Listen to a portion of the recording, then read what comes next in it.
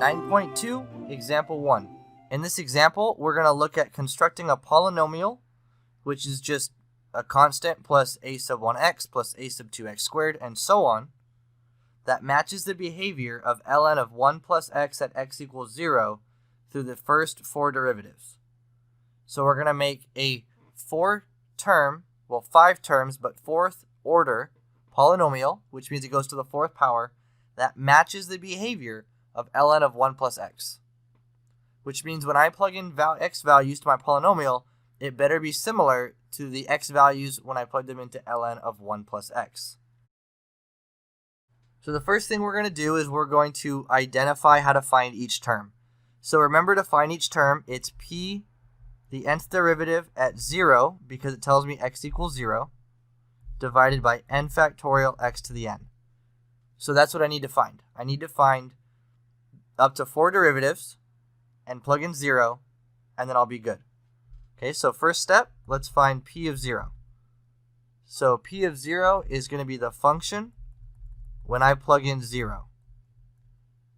So it's going to be ln of 1, which is 0. So that's going to be my first term. The next thing I'm going to do is I'm going to take the derivative, and I'm going to plug in 0. So it's 1 over 1 plus x, which is 1 over 1 plus 0, which is 1.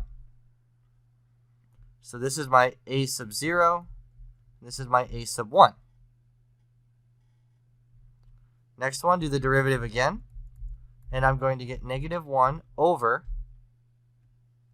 1 plus x squared. And then what I'm going to do is I'm going to go ahead and plug in 0. So I get negative 1 over 1. So it's negative 1. And this is a sub 2. Do it again. This is now the third derivative. So it's going to be positive 2 over 1 plus x cubed. Now, if you're forgetting how I'm doing these derivatives, I'll do them on the side really quick. So if I have 1 over 1 plus x, this is 1 plus x to the negative 1. So if I take the derivative of that, I get negative 1 plus x to the negative 2 times 1 because of the chain rule, which is negative 1 over 1 plus x squared. Now if I do that pattern again, so if I have 1 plus x to the negative 2, and I take the derivative, I get positive 2, 1 plus x to the negative 3, which is 2 over 1 plus x cubed. And I'm just going to follow that pattern. So I'm going to do that one more time. And I get 2, 1 plus x to the negative 3. And I do the derivative. And I'm going to get negative 6, 1 plus x to the negative 4, which gives me negative 6 over 1 plus x to the fourth. Okay, so back to my plugging in derivatives. This is 2 over 1 cubed, which is 2. That's a sub 3.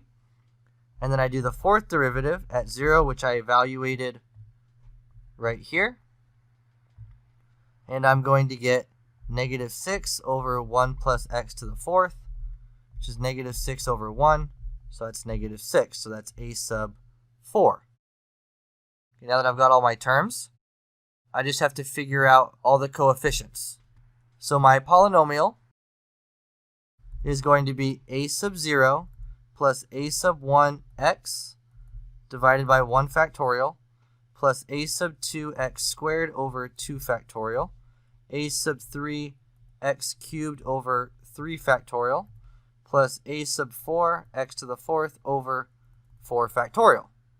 Okay, so now what I want to do is just plug everything in. So a sub 0 was 0, a sub 1 was 1 divided by and then 1 factorial times x, a sub 2, negative 1 over 2 factorial times x squared, a sub 3 was 2, and then divided by 3 factorial x cubed, a sub 4 is negative 6 divided by 4 factorial x to the fourth. Now we're just going to clean that up. So that 1 divided by 1 factorial is just x. 2 factorial is 2, so minus 1/2 x squared. 3 factorial is 6. So 2 divided by 6 is going to be 1/3.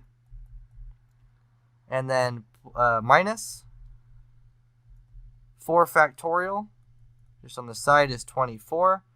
So if I do that over 6, then I get 1/4.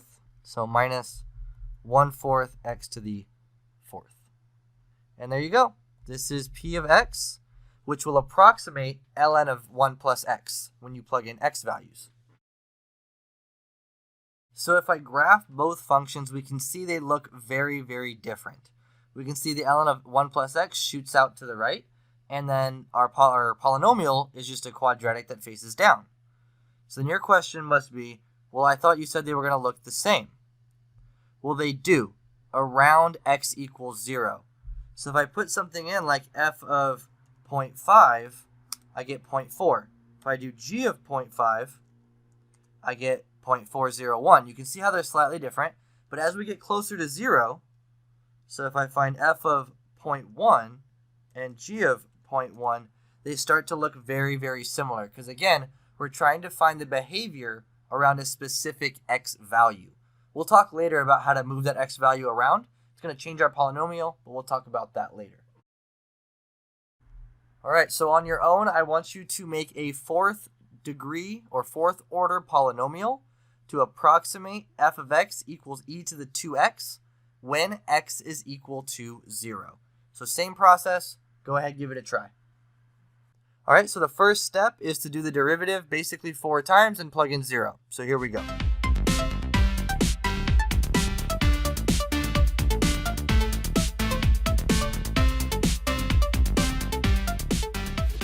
And there you go. Now you've got all of your terms, a sub 0, a sub 1, a sub 2, and so on. So now all we got to do is plug it in our equation. So we know p of x is going to be, and I do recommend to write this out as many times as you need to until you become very familiar with it. A sub 0, a sub 1 over 1 factorial x plus a sub 2 over 2 factorial x squared plus a sub 3 over 3 factorial x cubed plus a sub 4 over 4 factorial x to the 4th. Okay, so now we've got to plug everything in. So here we go.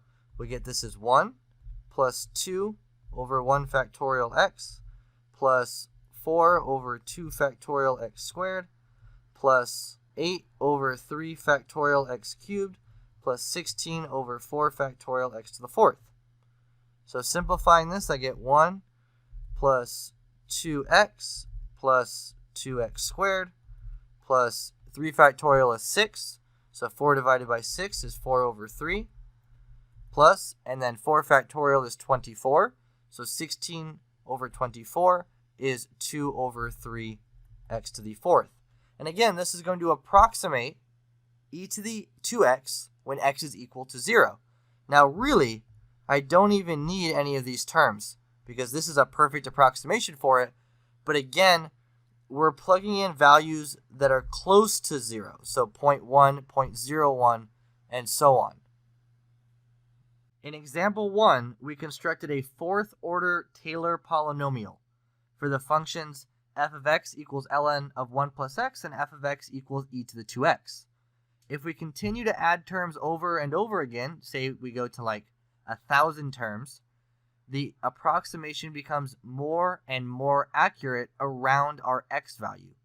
And this is what we call a Taylor series because it's tailored down to the x value we want. And also because the last name of the person that came up with it, his last name was Taylor.